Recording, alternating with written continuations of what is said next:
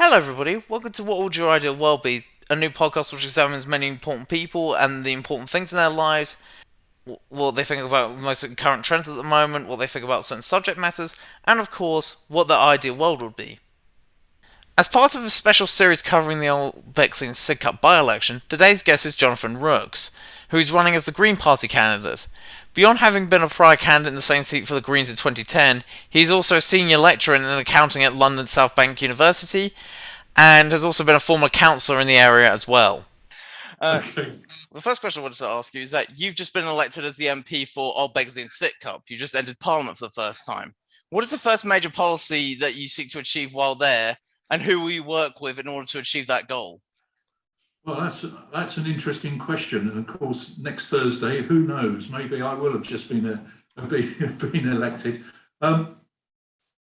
The priorities at the moment, I think, have still got to be dealing with the COVID crisis, and where I would have, if I'd been in Parliament already, if I'd been of any great significance, where I would have taken a different approach to the government, is I would have considered this to have been something that's almost like a war footing and needed a separate cabinet, or in addition to the people in the current cabinet, not a one-party thing. I think that should have been cross-party. Obviously, I'd be joining Caroline Lucas, the existing Green MP, if I were elected. The second priority would be to try and deal with get cross-party support and consensus on what we need to do to move towards net zero. The big issue that's coming. And what first got you involved in politics? That's I was thinking about, because I'd seen a couple of the other interesting podcasts. I'm 60. I became interested in politics in 1973, 1974. Around that time, the time of the 3-day week. And there were two things that got me interested in politics. There was the fact that our power was being switched off, and my dad was cooking for us on a gas cooker in a kitchen by candlelight on two or three nights a week. We were having to cook like that. No television, listening to a battery operated radio, and you think, hang on a minute, how's my world changed? So that's now how we're living. And the other thing, as a 12, 13-year-old boy, you notice is that the food in the tuck shop was going up in price every 3-4 weeks because of the galloping inflation. So that's when I first started becoming interested in politics, and I talked to my dad and so on. And having reflected on that over the years, it's interesting for me how my politics at the time was formulated by what I saw on the television and what I saw in the newspaper. The paper that we took on a regular basis was the Daily Telegraph. So at the time, that turned me into a conservative, because the story that you were being told is effectively that it was the unions holding us all to ransom, and it was Reds under the bed, and they were trying to destroy the country. And although that was my father's politics or my mother's politics, that was how it was often represented in the media. So over the years, I've always been very conscious of the power in the media and setting the mood music. So I've been interested in politics since I was 14, would have considered myself a conservative.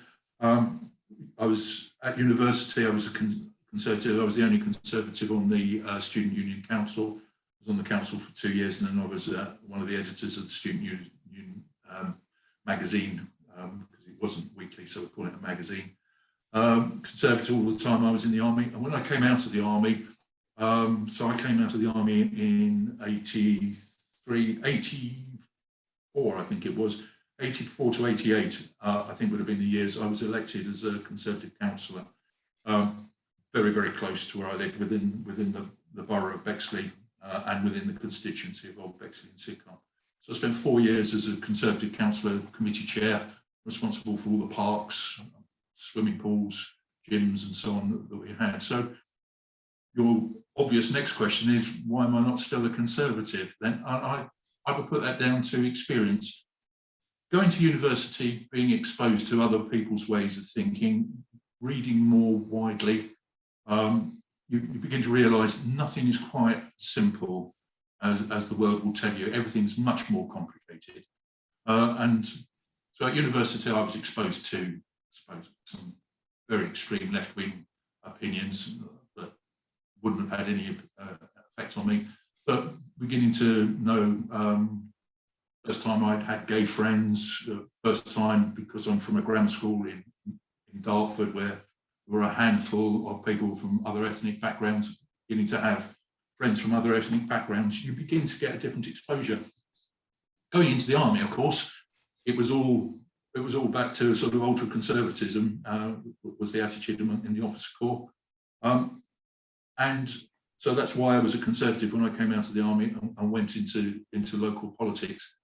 But it's just as you get more involved, you begin to see the arguments, you hear the arguments, you're exposed to the arguments from other people, and you begin to see the weaknesses in the policies and the approach taken by your own party. And I would apply that to my interests and involvement with the Green Party as well. When you advocate Green Party policies, there are times when you think, well, hang on a minute, that doesn't quite ring true. Is this actually the right approach to take? And I would hope anybody who's involved in a political party would think the same about their own policies. They're not always all right. I suppose we've seen that, haven't we, over the last couple of weeks with the number of Conservative MPs who've abstained and voted against the government on a number of issues. So, sum up, politics, first interest in politics the age of 13, 14 because of the discord, the winter of discontent, exposure to that. Enjoyed being a Conservative because I was in the minority at university, so it was attention seeking. On being a Conservative, but once I became a councillor, 4 years, you begin to think, hang on, there's a lot of people trying to do the right things, but I'm not sure this is necessarily the right way to do it.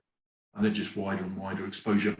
And my key concern is conservation of the environment and protecting the environment. And there's nowhere else that's taken seriously other than the Green Party. I mean, I try to get involved with that with the Conservative Party. No, it's only ever said, and still, in my belief, only ever said to try and stop people from voting for other parties. I don't believe it's true. Mm-hmm. Fair enough, but it's a very interesting one. Then on that, the next question I wanted to ask you is that, given you're the Green Party candidate in this by-election, climate change is a major issue for you, as outlined in your by-election material. Why do you feel that this government is falling short on this issue, of which you cite as Boris Johnson's blustery rhetoric? And how would you, as an MP, further pressure Boris and co to be a bit more serious on this issue? Why do I think the Conservatives... and I would add into that, I don't think that the Labour Party would be particularly better on this issue, and Liberal Democrats perhaps slightly better than the Labour Party, is because it's such a radical change from the status quo. And it's always difficult to move away from the status quo if you're going to take effective action on something. It would be easy for me to say, oh, it's all sleaze and because they're corrupt and they're funded by these various organisations. And yes, they are to a large extent funded by these organisations and they are influenced by lobbying groups, but that's why lobbying groups exist. There isn't a well-funded lobbying group lobbying for reduction in carbon emissions. For years and years and years, we've seen the oil industry, Shell, BP, all of these sorts of organisations, ESSO particularly, funding opposition to information on climate change. So that, I think, it's the inertia, the fear of doing something important that's radically different that's stopping the other political parties actually grasping this nettle by the stem and doing something about it. And I think you could almost say evidence of that sort of inertia and the impact of lobbying, and I don't mean this necessarily malign lobbying, but the impact of lobbying and the money that certain companies have in the approach to dealing with COVID. Now, some of the delays, some of the very strange decisions that were made at the beginning, perhaps the incompetence over actually dealing with it when it first came in, is sort of indicative of how difficult it can be for a political party to change the status quo quite radically. So I don't want to excuse them because I think they did an appalling job, but you can see how it can happen. It is such a radical change that's got to be made that it's not a surprise when they can't actually do it. How, as a Green MP, well, it would then be 2 Green MPs. Who knows? In the next election, there may be more. It's very difficult as a very small party, but what the Greens always say is, unless there's a Green in the room, the topic doesn't get discussed. It doesn't get discussed. It certainly doesn't get discussed properly, and the real need for action doesn't get discussed. So that's usually the Green Party argument for voting Green at every level. Make sure you've got a Green in the room in your local council, Green in the room in your parish council, and Green in the room in the Lords. We have two members of the House of Lords and 1 MP. And the next question I wanted to ask you from that, you were talking about corruption earlier, and one of the things you also noted in your by-election material is the fact that part of the problem with this government is alleged corruption. Are you referring specifically to the sleaze issue that's been stirring up in the last few weeks, or are there any other prominent examples that you could cite as part of the problem here? Right, well, I'm not going to say anybody's being corrupt because that's got to be proven, and that's not it's not appropriate for me to point at somebody and say that person is corrupt. Undoubtedly, when I'm talking to people locally, the sleaze issue is really very important. It's something that's really gripped people. Obviously, when I'm talking, I want people to talk to me about green issues, because I'm not just trying to unseat a Conservative in this by-election. I want people to be voting Green in future elections as well. Unfortunately, I've found each time I've stood a couple of times now, general elections, local elections, GLA, people are much more interested in talking about green issues. So I want people to vote Green and be interested in Green because that's important, not because it's an alternative to a Conservative government that they're unhappy with. It's got to be long-term and sustained. So it's for others to decide whether it's corruption. There's definitely a scent of sleaze. The second jobs, the vast amount of money that's being earned outside, people like Owen Patterson, who had to fall on his own sword in the end because it just doesn't look right. Even when it might be technically allowable, it doesn't look right. We had this in Old Bexley and Sidcup before the late James Brokenshire was elected, the previous incumbent went because he'd employed 2 of his sons in his parliamentary office without there being clear evidence that they'd done work for that money. And he was also claiming support for a property. It was in the northeast somewhere, Northumberland, I seem to remember. So again, not necessarily not corruption, he wasn't chased for that, but it just doesn't feel right that people are employing family members who don't do very much work or are claiming rentals rental expenses on a property at the other end of the country. And there's just too much of that, and I think it's unfortunate because what it does is it reduces people's faith in politicians. And at all levels, I've met lots of people who are really committed to their communities, really committed to the country and trying to do the right thing. And it's just a shame that everybody now ranks politicians right low, very low on the list of people that they trust. Mm-hmm. And one thing on that is that you talk about also in your election material is that you cite how the Conservative-run council of that area that you're standing in has had it down through building on open spaces, sorry, I should say, and weak public services. If elected, how do you plan on working with the council to see these dire standards improve?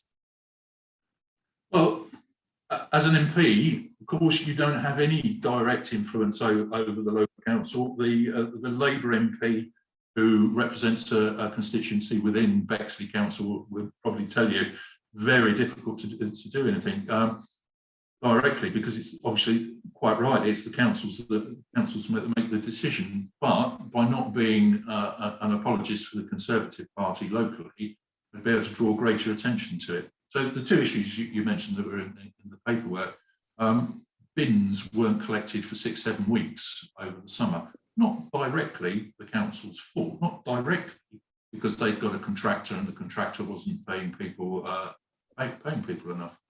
But they set up a contract with a contractor who wasn't going to pay people enough. And when the problem arose, it was all nothing to do with us. Wash our hands of it. Oh no, it's nothing to do with us. And that went down really badly locally. And I suspect quite a lot of people will be influenced in the election to not vote Conservative because of dissatisfaction locally. The other issue, really, really upsetting, is Bexley as a borough is blessed with a great deal of open space, but the Conservative Council's been selling off land and trying to build in parks. This is public park where you'd go kick a football around, take your kids for the day and go for a walk with your dog. And there is one right in the heart of Sidcup where a lot of houses have been built, and this is the sort of thing that upsets people, is when the Conservative candidate in his manifesto, his documents coming around, is saying, I will fight to protect public open space. You think, no, you didn't, Louis. You voted to build houses in a park slap bang in the middle of the constituency you're standing in. So it's that sort of, I'm hoping he's had a Damascene moment and has now realised that building in parks is a bad idea. The probability is he will be elected, and the probability is Bexley Council will try and build houses in parks, and he'll go, oh, I'm the local MP, I don't have a direct influence over the council, so it's not my fault. And it's that sort of thing I find very disappointing, because I've worked with a lot of people who are really committed to their communities, and there's just, when you see this fabrication of a concern, as far as I'm concerned, as my belief, to try and get a few votes, because people are upset about that, won't vote Conservative, so let's try and convince them that it is actually what Mr. French wants to do. Mm-hmm. Yeah, sure. And one of the other things you discussed, not admittedly in your election material, but in previous articles you've written for the Green Party website, back in 2012, you discussed that one problem in your area in general, which is that of housing, with high demand not being met and plenty of empty properties not being used. As an MP, how would you work to attempt to solve this issue, and who would you work with to do so? Right, yeah, you quite rightly keep asking me who I'm going to work with. Yeah. The reality is, as a party, one or two people in Parliament, all you can do is collaborate with like-minded individuals in other parties and support or put forward private members' bills, and that does happen. Sometimes a private member's bill would get adopted by the government and go forwards. Often private members' bills languish for years and years before any action is taken on them. The situation about shortage of housing and the empty properties, that's probably best done by powers which local authorities already have, of being able to take over properties that are vacant for a long time. So now you want to make sure nobody loses their inheritance, nobody loses a property that they plan to do something with. I'm not advocating that the government takes property, because of course, if you can't maintain your ownership of your own property, you're not living in any form of democracy. But there are routes in which that can be done, and there's plenty. Until recently, certainly at the time I would have written that, you said 2012. I think there were 2 properties in the road I live in that had been empty for years. Now they're not anymore because the economic situation has changed. But I'm not an advocate for building vast estates of houses in the Greenbelt or in public open space, but there is an awful lot of area, built up areas, that is suitable for development. My road is full of commercial developments, all of which at some point will probably cease to operate and will be suitable for building. Lots of space. The only reason they want to build in open space is it's easier. Mm-hmm. It's easier to make a bigger profit. Sure. And since you'll be a London MP if you win, what do you think are the biggest problems facing the capital city at the moment? Well, the biggest current issue, putting aside COVID, so which we hope is a temporary thing, the biggest current issue is the problems for transport for London. The lack of funding for the capital development, which means, of according to Sadiq Khan this week, that they're likely to have to close lines, make substantial reductions to public transport. We've already got, I believe, I'm told, the most expensive public transport of any city, any developed city. And this is absolutely key to reducing CO2 emissions in the city. But in a city, probably the most important thing from reducing traffic is reducing the air pollution, which is sort of figures this week, 200 people this year in Liverpool have died directly consequences of particulate pollution. So if that's 200 in Liverpool, we're a bigger city, more traffic, it'll be higher than that. So the biggest issue for me that is London specific is making sure that the public transport network is properly funded, properly supported. Mm-hmm. That's going to be key. Mm-hmm. And on that subject, what do you, in what ways, you were talking about Labour earlier, you were talking about Sadiq Khan earlier. In what ways do you feel that the Labour-controlled London Assembly, headed by Mayor Sadiq Khan, have got right and wrong over the past few years, if you don't mind me asking, in terms of like dealing with some of these issues that you've talked about? Well, the biggest thing that's wrong is the Silvertown Tunnel. Building another crossing over the Thames, under the Thames, I should say, another tunnel over, would you, a tunnel under the Thames, which is going to generate vast amounts of additional traffic, definitely generating considerably more air pollution for the people who live in that area. And we should be investing money in reducing the need to drive through London by providing better public transport. So that's the biggest thing that's wrong. Other people have been criticising him on not being able to not moved forward far enough with the social housing that was promised. And you'll be aware that the GLA has greens on it, 3 greens on it. Three. Thinking 3 names. I ought to double check that.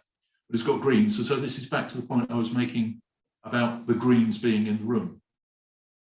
So by being there, they're putting pressure on, and I suspect they're more likely to be listened to than Conservatives when they're arguing with the mayor, because there is so much in politics now which is a cat fight, really, isn't it? Between politicians trying to score minor points, trying to show the other person's been absolutely dreadful, that a lot of important work, I suspect, doesn't get done. So the Greens are in the room, the Greens are pressing on the social housing, the Greens are very much arguing against the Silvertown Tunnel, the Greens are very much pushing on improving public transport, just to take 3 topics. Mm-hmm.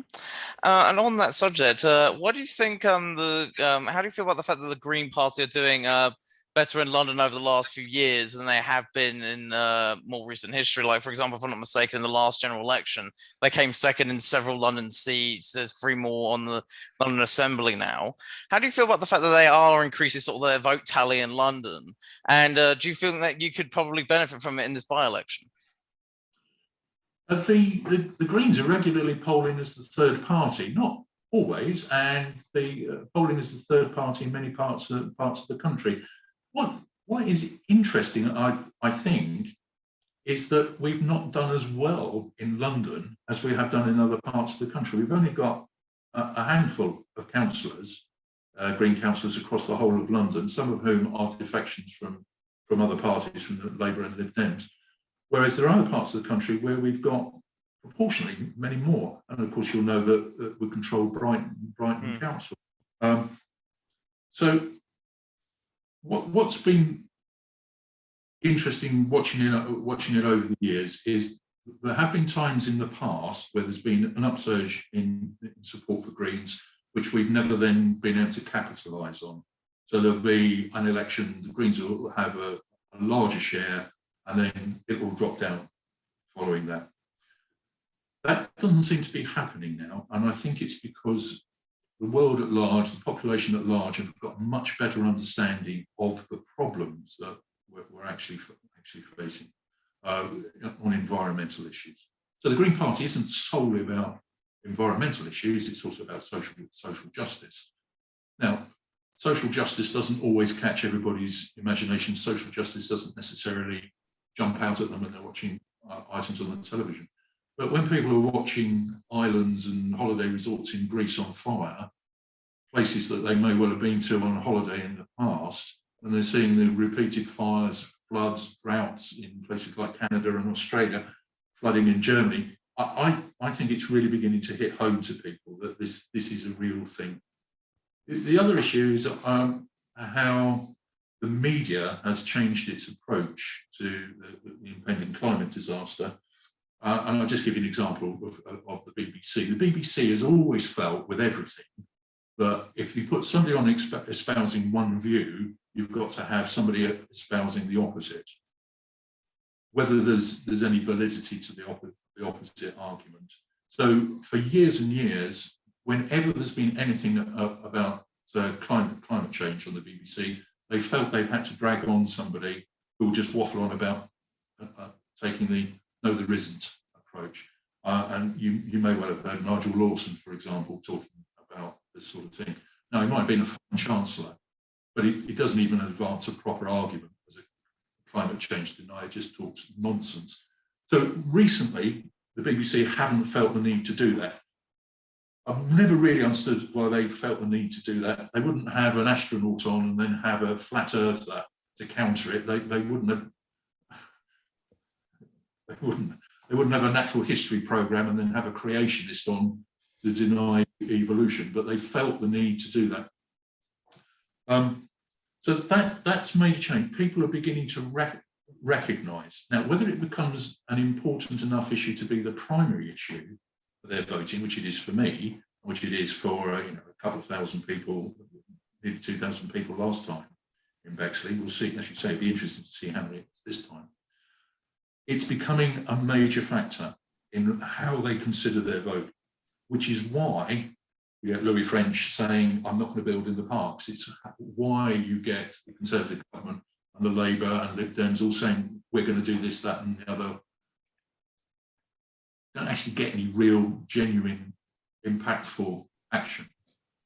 But by being able to take votes away from other parties is also a way that the Green Party imposes influence. Mm-hmm. The Conservatives are never going to get my vote back, whatever they do about the environment, because there are other issues as well. But if they actually took action and did something impactful, they undoubtedly would drag some people back from voting from other parties. So that's the other way. We're in the room, we take votes away from people, other parties that they think they've got to do something to try and get back. Mm-hmm.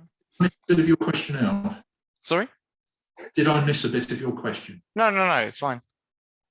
Okay. And one quick anecdote before I move on is the fact that, if I'm not mistaken, the BBC Director General and Tim something, I can't remember his surname for the life of me, I'm afraid, has said I think he's updated policies and discussions about climate change on the BBC about how it's essentially all settled now, and the fact that they're not going to do, it seems, at least what you were suggesting earlier about how they used to do it by bringing on people who would deny climate change and all the rest of it. At least that's what I've read. I could be wrong on that. So, so the next... With all of these topics, there's legitimate debate about the edges. There's always something that's legitimate debate.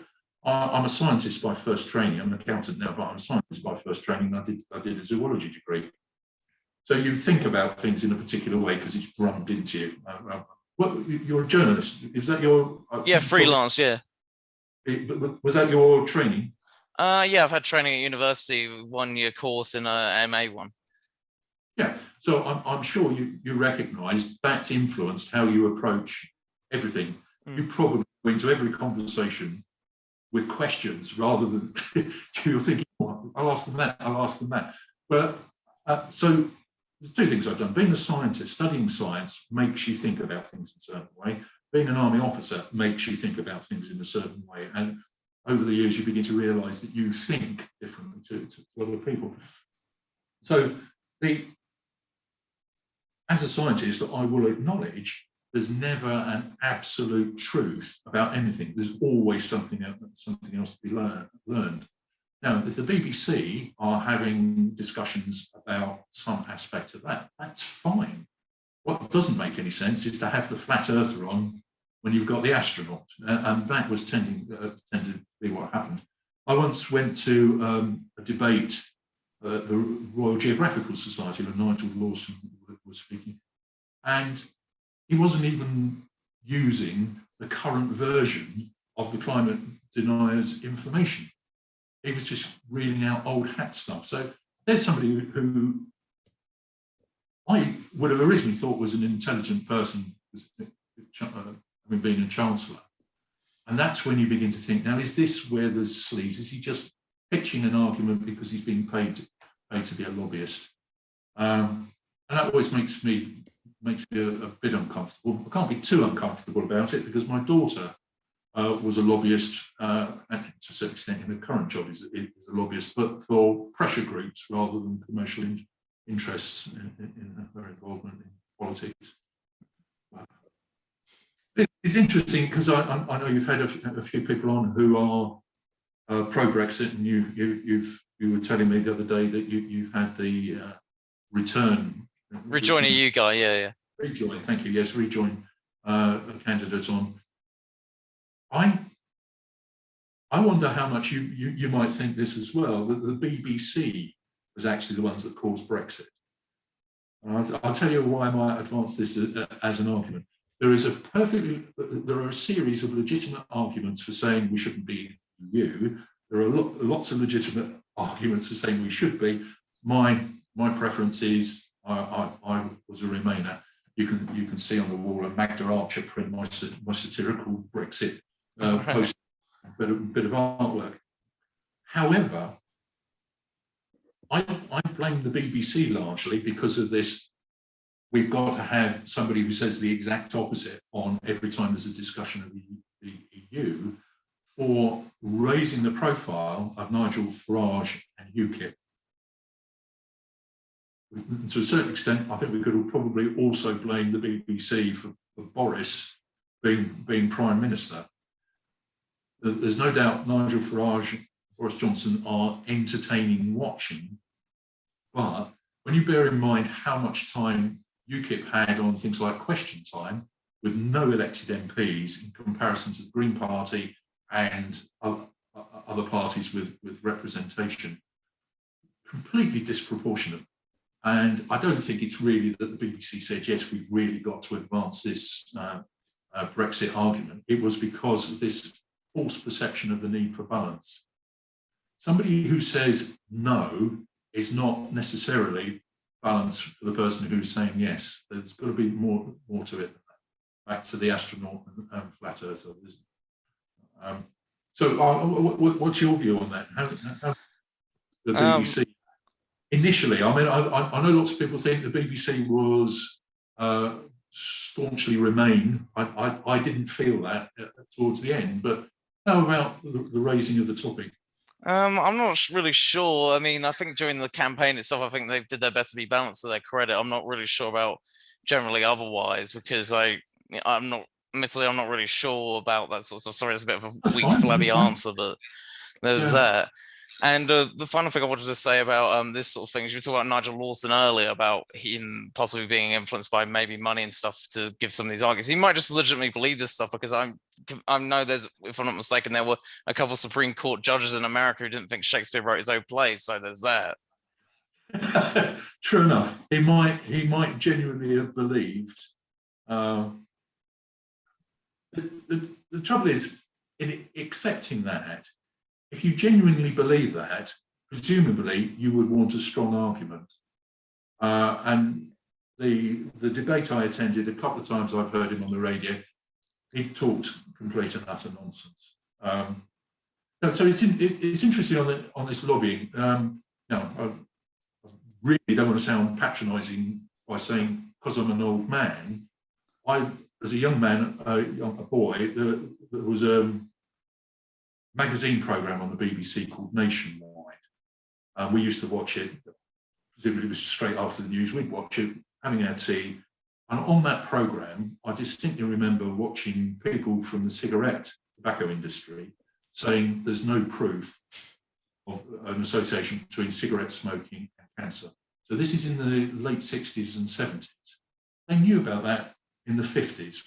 It's been proven that the tobacco industry knew. So having seen people say that, plus I distinctly remember watching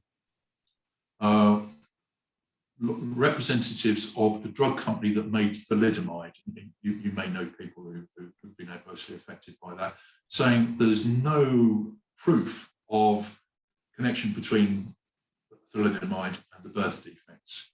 Now, the reason that sticks in my mind is my mum, when we were watching that, said, "Oh, I was offered thalidomide for morning sickness when I was pregnant with you." So you think, oh, hang on a minute, you know, did we dodge a bullet there?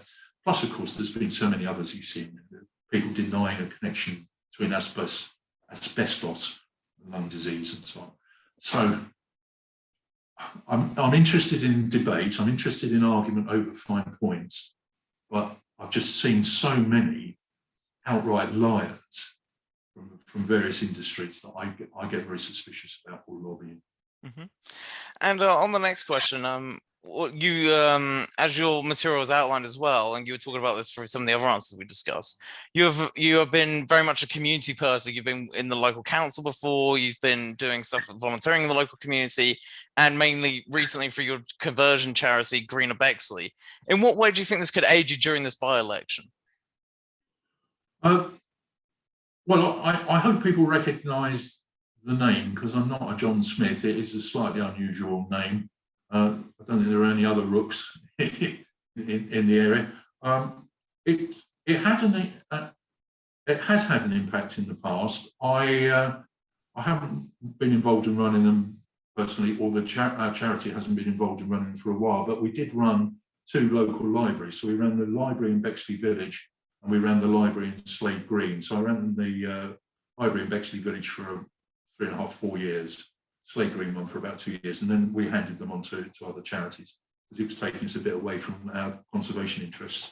And I was very involved in running the Bexley one, less so in Slade Green, but I was in the Bexley Village Library all the time. We stood 3 candidates in the local elections, and we did surprisingly well.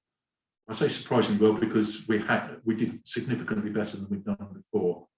And I think that people being aware of the name because they used the library, no campaigning in the library, of course, that would have been inappropriate for a charity to do, but associating the name, recognising the name, I'm sure that had an impact.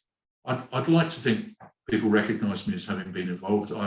There's Hall Place heritage property, Danson House heritage property, Crossness Engines Trust heritage property. I've been very involved with those for some years. Not doing any of that at the moment, but 15 years on 2 of them, 3, 4 years on another one. The libraries, conservation work. Yeah, I like to think I'm contributing to my community. And also, you were talking about stuff about doorstep earlier. What have, beyond say sleaze and some green issues, what unless they were the only ones, what have been the biggest issues on the doorstep so far when you've been campaigning? Unless those were the only 2 that have been brought up mainly. Well, as I was saying earlier, I want to talk to them about green issues because I want them to become greens in the long term. For the most part, that's what they want to talk about. They want to talk about dissatisfaction with the government, and it is predominantly sleaze. I've not had anybody talk to me about Peppa Pig yet, but that's only a matter of time, I think. So it's been sleaze and the competence.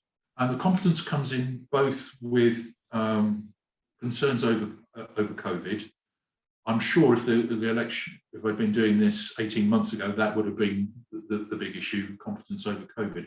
But also, as I was saying, competence from the local council.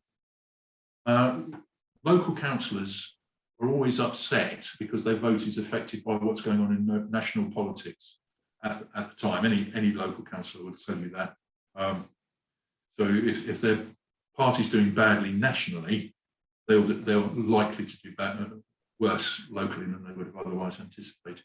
And I think it might be interesting that this time it's the local council that might have an adverse impact on the general by-election, but on the equivalent of a general election. Otherwise, there's always bits and pieces, but I would say those are actually the major issues. Interviewed by BBC and ITV, and in both those situations, I've been saying to them, I don't think you're necessarily going to see an awful lot of switching from Conservatives to other parties. I do think we'll see a lot of people not voting. I think it's hard to go, if you've been supported a party for a while, it's hard to go from that to another party. It's much easier not to vote. And I couldn't actually tell you what I would have done. So when I decided to stop voting Conservative, and there were a number of reasons for that, we've outlined a couple of them, I still went and voted. But what I did was I'd spoil my ballot paper by writing none of the above. I think that's a perfectly valid action to take. And if people don't like any of the candidates that stand in out of the 11, they should still go and vote and write none of the above. Because then you're taking part in the democratic process and people notice, because these spoiled ballots get counted. Right. Some of the spoiled ballots have got pictures of cocks on them, but a lot have got people writing none of the above, or they're writing the name of a party that they would wanted to support. So I think that's legitimate. I didn't have a Green candidate, and I think it's probably about 3 elections, local, what have you, I'd gone along, and it was only in the GLA and Euro elections I could vote for a Green. And I thought, this is just ridiculous. So that's when I joined the Green Party, and I was saying we need to have people standing. Like all these things, if you say somebody needs to, they turn around and say, well, why can't you be that somebody? So that's how I ended up standing in the first instance. Mm-hmm. Now, there's a lot, this time there are a lot of potential alternative votes for dining hall Conservatives. So they've got UKIP, they've got a UKIP replacement, they've got a couple of marginal right-wing, marginal, I would consider them to be extreme, but I think they might take offence to that. So let's say a bit more to the right parties. But I don't think that's, my guess is that's not what's going to happen. We're not going to see a big move of votes from Conservatives to those other parties. I think, particularly talking to neighbours, they might come and vote for me because they know me, but otherwise then they're not going to vote. Lots of people are not going to vote. Mm-hmm. And just one other quick anecdote before we move on, just like if any of these other candidates, if any of these other candidates who are standing want to be on the show as well before the election, you have a very limited time frame, but you're always welcome. I've emailed you, so I'd like some responses, please. But the next question is that you've also been a university professor, if I'm not mistaken, in this case being a lecturer at the London South Bank University in Accounting and Finance. If you don't mind me being slightly facetious, does this role play any part in shaping your politics, if you don't mind me asking? Well, I'll correct you. Much as I would like to be a professor, I'm not a professor by English definition. I'd be called a professor in America. I'm not a professor here. Apologies. That's all right. I'll just a correction. Otherwise, when my colleagues watch this, they'll say, "Look at him trying to pretend he's a professor." So I've heard that. When I started becoming an accountant in my mid-30s, I separated from my wife. I've been in a lot of sales jobs, things like that. I thought mid-30s, time to have a profession. So while I was working, I was studying in the evening, studying accounting. Once I'd completed the qualification, I found the topic interesting, and I did a master's in environmental accounting. So I found a niche within accounting that had something to do with my other areas of interest. There isn't a direct connection between accounting and environmental issues, but what's really interesting is so I've been at London South Bank University 21 years. So I was all on my own in even being interested when I first joined. And the accounting profession over that time has changed as they've recognised the impact of climate disaster on business and how they need to account for that, how they need to mitigate against that, how they need to get companies to prepare for it. To the extent now that there's a regular conference at my university for students and professionals on environmental accounting. So it's gone from me being the one person saying, can't we fix that window so we're not heating the outside world, the only person in the building being interested, to a series of professionals working on climate mitigation for the university and the accountancy profession, having conferences at my place of work. Mm-hmm. Now, this is all 30 years too late.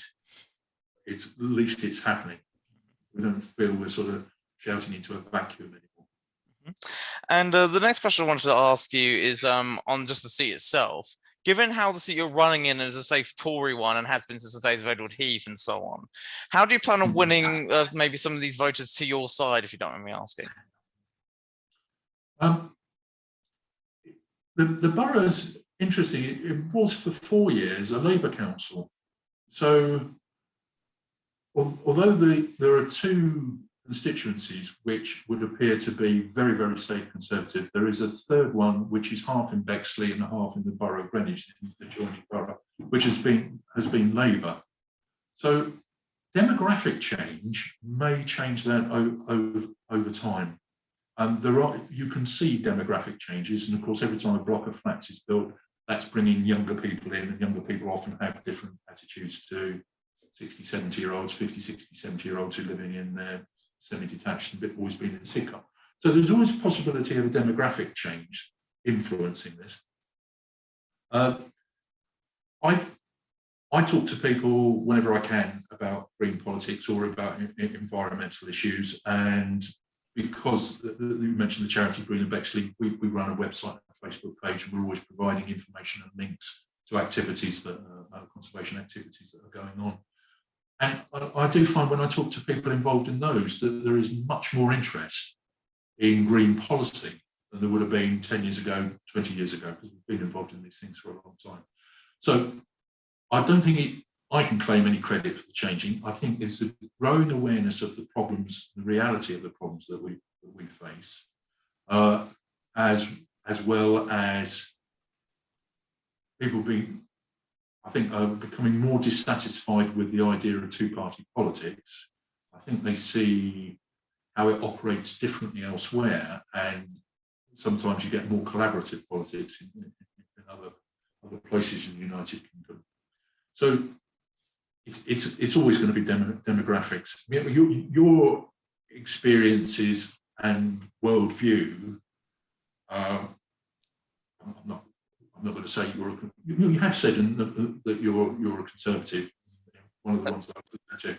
So your experience and worldview as a conservative will be very different to mine as a conservative when I was your age, just because of the influences that you've been exposed to. Now, I'm not saying that means you'll become a Green quicker than I did, but your attitude towards various social issues will have been very different to mine at your age. And I think that's only right and proper. The place shouldn't be run by 70-year-olds, even if I'm still likely to be trying to get elected in my 70s. It should be run by what feels like more of a coalition of generations. So, I tell you, when I was approximately your age, you would not have had a Conservative government supporting gay marriage. Absolutely not. The mood music at the time was that gay people were responsible for the AIDS crisis. So the world has changed substantially, and I think we should all be grateful for that. And I think that's what's going to change politics, and that's partly why I worry about the influence of the old school, some of these attitudes that still seem to be in the Conservative Party and the Labour Party, because of, let's call them old dinosaurs who've not moved with the times. They still have a great deal of influence. So I think that's what will hold back the Conservative Party, and I think it definitely is holding back the Labour Party as well. And I was just going to say, I mean, it beggars belief that the Labour Party has always been accused of anti-Semitism, and the Conservative Party has always been accused of Islamophobia in this day and age, doesn't it? It just beggars belief that political parties could possibly be considered to be either of those. I'm not saying they are or they're not, but it's even an issue is just beggars belief. And the next question I wanted to ask you, and that you were talking about the Conservatives earlier, was that how do you feel about your predecessor James Brookenshire's performance as an MP in the constituency, And what do you feel that his strengths and weaknesses were that you would take note of if you were to take over from his position?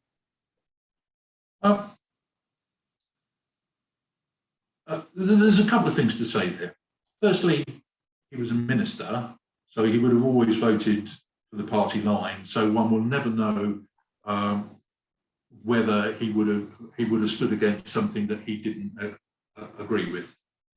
So I'm impressed by some of the new Conservative MPs who are actually standing up more for what they believe in.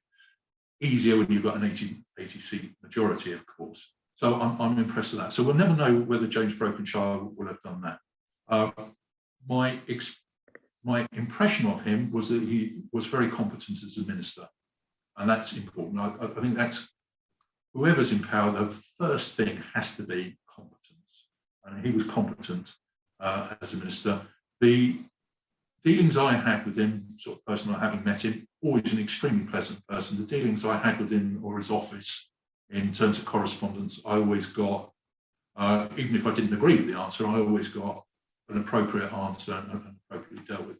So I think he was a fine constituency MP. Everybody who I talked to had dealings with him thought he was a fine constituency MP, and I think that's the most. It's always difficult to say what the most important thing is. I think that's absolutely critical. We had Ted Heath, as you mentioned earlier, and I was involved in the Conservative Party at the time.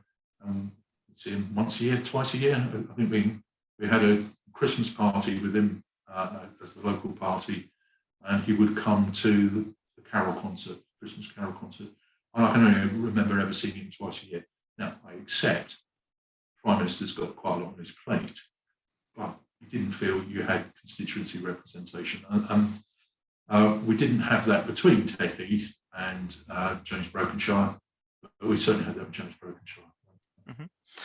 It's certainly because I asked, because you were partially complimentary to him on your website, saying he was a fine constituency MP, if I'm not mistaken. Yeah, so I was just double checking. Absolutely, yeah.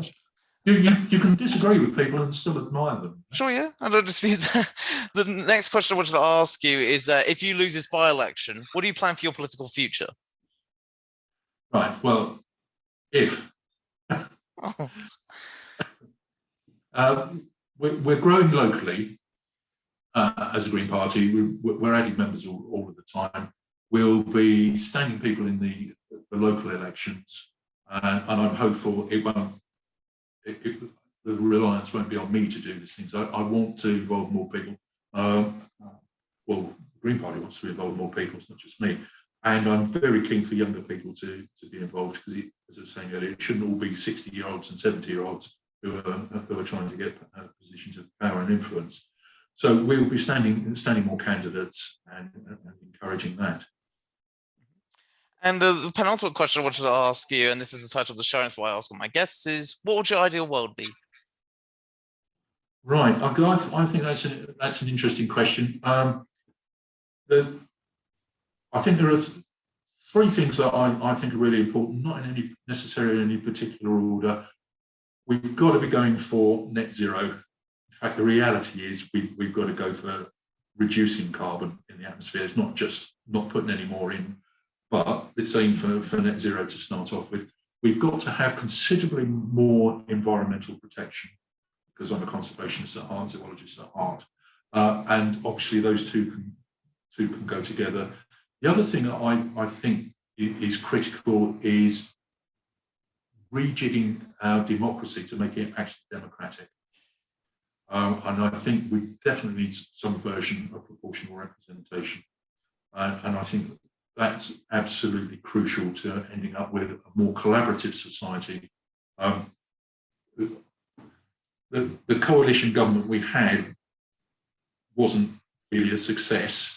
It was interesting that Lib Dems would say it was a success because look what we stopped them from doing.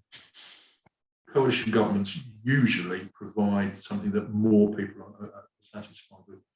Now, you'll be familiar with the 54% didn't vote Conservative figure. Now, that doesn't mean to say that 54% wouldn't have chosen Conservatives, because obviously a significant number of those would have voted for parties who would never vote Green, never vote Labour, and never vote Lib Dem, who would have voted for Conservatives if there weren't any other options. Sure. But I think people should have options.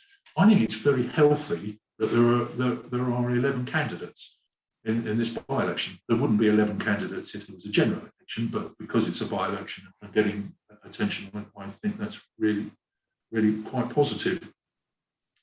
I was very disappointed with the referendum we had on alternative voting. We were getting a rubbish question. We were offered actually a very poor alternative system, and it was from our side, it was a really poor campaign, and they refused to engage with UKIP, who were arguing for it as well. Wouldn't have anything to do with Farage, which was on this issue, I think, a great mistake. People are comfortable with voting proportional representation. Got it in Northern Ireland, got it in Wales, got it in Scotland, got it in London. I'm not certain, but possibly in some of the other cities where there's a mayor and there may well be. And obviously we had it in the EU. So I am concerned that both Conservatives and Labour seem to be trying to stop any version of proportional representation, presumably on the assumption if there is only two choices, then people will vote for them or the other people. But I don't think that's the way it's going to work in the future. I think they also, you were talking about they might vote, they do it in other cities. I think they do it for definitely police and crime commissioner elections, because there's like a first round, second round sort of voting. I'm not sure it's the same thing, but whatever. And I back you on proportional representation. I don't have exposure to that because I'm in London. I know there's PTO in the county. That's interesting. I'm sure you're right. Yeah, and I support you on proportional representation, by the way, just in case you're curious. And thank you for coming on. And if people want to find out more about your campaign and your election material and stuff like that, where can they find you? What social media outlets do you have and stuff like that? Right. The best thing is to look for Green Party Bexley, and that will bring up all the various bits of social media. Sure. Thank you for coming on today, and good luck with your campaign. Thank you for having me. Thank you. Bye-bye. Right. All the best. You too. Thanks for watching. If you enjoyed this podcast, please like and share this video, as well as subscribe to the Ed Interviews YouTube channel, and also the Ed Interviews BitChute channel, and also look at my stuff on Mixcloud as well. I'll have more of this content coming in, and also subscribe to my Patreon subscribe star as well for more guest requests, as well as free copies of my old books. Until then, see you next time, guys.